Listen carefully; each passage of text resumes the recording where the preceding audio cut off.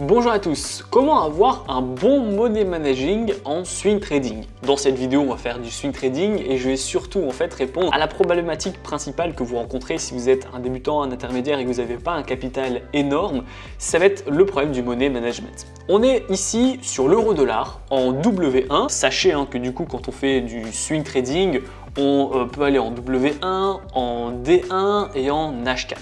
Globalement, vous pouvez aller en W1 et en H4 uniquement, le D1 n'est pas super important, mais vous pouvez quand même l'utiliser. Et en fait, le problème qu'on va rencontrer, c'est que si vous voulez vraiment mettre un trade, et que vous voulez donc faire classique comme l'intraday, le day trading, etc., à 1% de perte en cas de stop loss, concrètement, là ici j'ai le lot le plus bas possible, 0,01, et je suis sur l'euro-dollar qui est un des actifs avec le coût par pips le plus bas possible. Et concrètement, en fait, vous voyez ici, je suis vite à moins 5 euros, en fait, je suis ici. Voilà.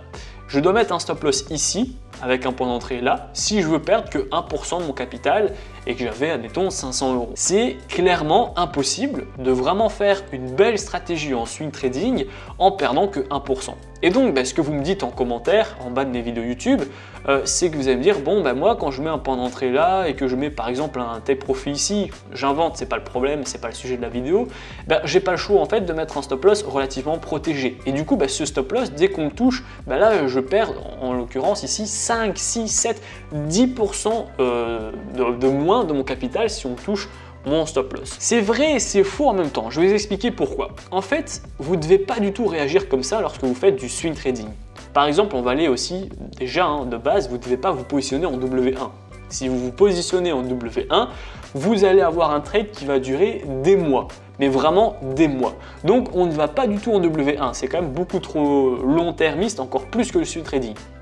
Vous pouvez vous positionner en D1, mais là, ça va prendre aussi des semaines. Et donc, c'est un swing trading, globalement, des semaines, mais globalement, quand vous faites un swing trading, ça dure plus ou moins du lundi jusqu'au vendredi, ou du lundi jusqu'au lundi prochain, mais globalement, ça dure pas moins de plus de 10 jours ouvrables en trading. Donc le D1, c'est déjà aussi un chouïa long-termiste. Donc concrètement, quand vous faites du swing trading, vous devez vous positionner en H4. Se positionner en H4 équivaut du coup à un trade à plusieurs jours. Vous l'avez vu, W1 c'est plusieurs mois, D1 c'est plusieurs semaines, H4 c'est plusieurs jours. Et donc en fonction de vos objectifs, vous allez pouvoir vous retrouver dans telle ou telle unité de temps. Et donc là vous voyez déjà que quand je mets ici, par exemple, encore une fois, c'est pas le sujet de la vidéo, mais un point d'entrée là, que j'ai envie de mettre une vente pour qu'on va rechercher la moyenne mobile et que je mette un stop loss ici, j'invente, on n'est plus du tout à 10% de perte, mais on est à 2% de perte sur son stop loss. On arrive toujours en se disant, bon, c'est bien, le stop loss à 2%, par contre, globalement, là, je vais gagner 3, 4, 5, 6% de gains en une semaine, à condition qu'on touche mon take profit. Et dans la majorité des cas, vous êtes plutôt à gagner 2% en attendant une semaine. Donc, quel est vraiment le problème? Comment avoir un meilleur money management quand on fait du swing trading? En fait, vous devez penser au jour le jour.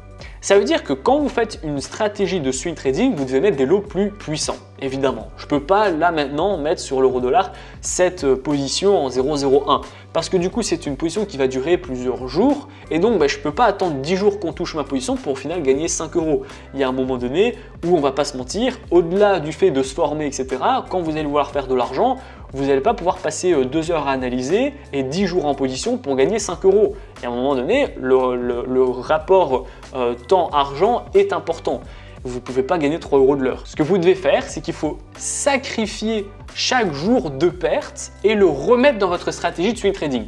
Je vous explique. Si par exemple, vous avez vos take profit, votre stop loss, etc. et que vous pensez qu'il faudra, j'en sais rien moi, 10 jours pour toucher votre take profit, ça veut dire que vous pouvez prendre en fait une perte potentielle de 10% qui équivalerait en fait à 1% de perte par jour en cas de perte. Et vous pouvez très bien aussi prendre par exemple 20% de gain à condition, en fait ça fait plutôt 2% par jour de gain. Et donc au lieu du coup de vous dire j'ai une position qui peut durer globalement 10 jours mais qui va me faire perdre 1% et me faire gagner 2%, en fait ce 1% et 2% qu'on a l'habitude de mettre en intraday, day trading, etc., vous allez le reporter à chaque jour. Comme ça, plus votre stratégie de swing trading va être longue et donc va prendre des jours avant de se faire, et bien plus ces jours vont être comptabilisés dans ce que vous pouvez vous permettre de perdre et ce que vous pouvez vous permettre de gagner. Donc si ça peut prendre 5 jours, bien vous allez perdre 5% et en gagner 10 par exemple. Et c'est ce qui vous permet du coup soit de mettre des stop loss plus larges pour faire respirer votre graphique, soit ça vous permet également de mettre des lots plus gros et donc de gagner plus lorsque vous allez mettre une position. Donc là je la mets par exemple en H4. Quand je suis sur le H4, il faut bien dézoomer en swing, il ne faut pas hésiter. J'avais vraiment ici une tendance baissière, j'ai le retournement de tendance ici, le point haut sont de plus en plus haut, et donc depuis on a une accélération haussière. J'ai donc, en swing trading, bien envie d'aller chercher ce niveau ici. On a vraiment la tendance baissière ici, et donc on va vouloir ravaler la baisse, et les acheteurs vont viser jusqu'ici. Donc là, je vais mettre un take profit ici, voilà, et un stop loss ici. Le stop loss, il doit être en dessous de ce point-là, parce que si on fait un point bas en dessous de celui-ci, on sera en retournement de tendance. Maintenant, je vais pouvoir faire un simple calcul, je vous l'avais déjà expliqué, il n'est pas très compliqué, pour se projeter et savoir en combien de temps ce genre de trade peut être atteint. Donc là, d'abord, je vais devoir calculer la moyenne d'une bougie en H4.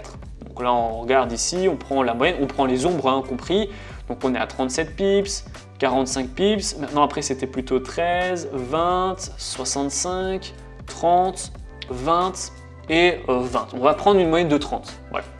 On sait que en 4 heures, une bougie peut prendre 30 pips. Donc je vais donc sortir ma calculette et je vais du coup chercher pour mon take profit et pour mon stop loss. Donc là, le plus loin, c'est mon take profit. C'est toujours le cas. Donc je prends mon point d'entrée et je vais calculer mon take profit.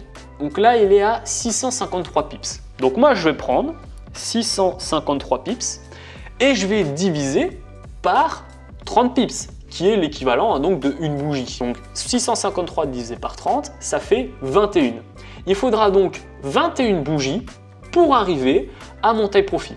Et donc le 21 bougies, vu que c'est 4 heures, on fait 21 x 4, ça fait 87. Il faudra en fait 87 heures, donc là ensuite pour remettre en jour, vous faites 87 divisé par 24, ça fait 3,6, donc il faut 3 jours et demi pour atteindre ce genre de take profit. Pour le stop loss, on va le calculer également, je prends ici mon point d'entrée, je le baisse, il est à 400 pips, donc là je fais 400 tout rond pour le bien du calcul, divisé par 30, qui est la moyenne d'une bougie, ça fait 13, et puis je dois faire 13 x 4, parce qu'une bougie fait 4 heures, ça me fait 53. 53 heures pour toucher le stop loss, divisé par 24 parce que je veux me le remettre en jour, ça fait 2,2, donc là 2 jours et demi. Donc de tête c'était 3 jours et demi de take profit, 2 jours et demi le stop loss. Évidemment, on n'aura pas, dans l'idée, j'ai déjà oublié le calcul, mais par exemple, on n'aura pas 24 bougies haussières d'affilée à 30 pips. Et on n'aura pas non plus 24 bougies baissières de 30 pips d'affilée pour toucher le stop loss. Il faut toujours, en règle générale, faire x2 pour avoir des fois où on n'aura plus que 10 pips, des fois où on aura une bougie haussière, puis baissière, puis haussière, puis baissière. Il faut quand même donner de la marge. Donc les 3 jours et demi pour toucher le take profit seront plutôt 7 jours. Et les 2 jours et demi, les 2,2 jours pour toucher le stop loss, ça sera plutôt 5 jours. Donc au total, on sait que entre guillemets, maximum, le take profit c'est le plus lointain. Il faudra en règle générale 7 jours, voilà, ouvrables évidemment. Donc ça fait plus d'une semaine, vu qu'une semaine c'est 5 jours ouvrables. Donc il faudra 7 jours. 7 jours pour le take profit, 5 jours pour le stop loss. Vu que on va quand même calculer pour le take profit et pour le stop loss, il faut qu'on prenne 1% de perte par jour. Pour le stop loss par exemple, ça ferait que je peux perdre 5%. Vu que je vous ai dit que donc, le stop loss il était à 2,2, on fait x2 pour avoir de la marge, ça fait 5. Et donc vu que j'ai 1% de perte par jour, je peux perdre 5%. Là, je vais pouvoir prendre mon point d'entrée, je vais pouvoir le baisser à mon stop loss. Et là, je vois que je suis à 35. 35, ça fait plus ou moins 7%. 7% de perte en 0,01. Et là, je peux me dire, ok, 7% de perte. Par contre, j'ai vu qu'il me faut aussi 7 jours pour toucher mon take profit. Donc on est déjà beaucoup plus en fait cohérent dans ce genre de scénario. Alors vous pouvez le mettre ici aussi, ça ne va pas vous changer grand chose de le remonter à quelques centimètres. Et pour le coup, vous gagnez aussi une vingtaine de pips. Et donc vous gagnez aussi 4 heures. Et donc vous pouvez gagner aussi de plus en plus de temps à ce moment-là. Mais donc vous pouvez très bien vous dire, bon voilà, je mets ça ici. J'ai un stop loss qui est actuellement à 33 pips, 368 pips, donc 33 €, et j'ai un take profit à 647 pips, donc 60 €.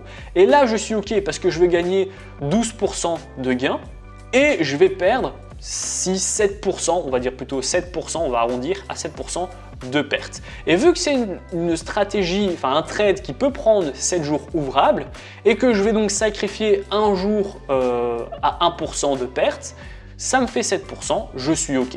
Ok, donc j'espère que vous avez bien compris, c'est assez difficile d'expliquer comme ça sans pour autant avoir d'exemples entre guillemets concrets parce que je ne peux pas revenir 7 jours après pour vous montrer l'analyse, mais dans l'idée c'est que vous dites plus la stratégie elle va prendre du temps, plus eh bien, je peux prendre la journée que ça va prendre pour rajouter 1% de perte et rajouter par exemple 1 ou 2% de gain. Et ça va du coup vous donner un money management qui est beaucoup plus cohérent parce qu'à ce moment-là, vous pouvez prendre de la hauteur sur votre stop loss sans pour autant vous dire ah ben tu as déjà 1% de perte. C'est pas comme ça qu'il faut penser. Il faut se dire plus la stratégie est longue, plus je peux prendre de la perte parce que ça va sacrifier entre guillemets des jours où je ne serai pas en position tout simplement.